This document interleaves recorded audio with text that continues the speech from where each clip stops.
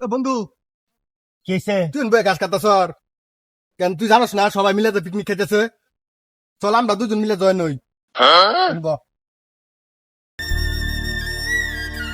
বন্ধু কি কম দুঃখের কথা, আমার কাছে একটা টাকাও নাই। কি কস আরে হ বন্ধু, আব্বা সকালে কামে গেছে আর আমার ঘাস কাটবার লেগে পাঠাইছে। আঙ্গের কি পিকনিক খাওয়ার বাবা, তোরা পিকনিক খাগা। বন্ধু মনে বিপদে বসছে যাই হোক ওরা আমার পিকনিক খাইতে হবো আমি আমার টাকাটা ওর পকেটে ঢুকাই দেই বাইতে আমি পরবর্তীতে নিব নি। তাহলে বন্ধু তুই পিকনিক খাবি না? না রে বন্ধু, না বন্ধু তোর স্যার আমি পিকনিক খাম না, তোর পকেটে চেক দে।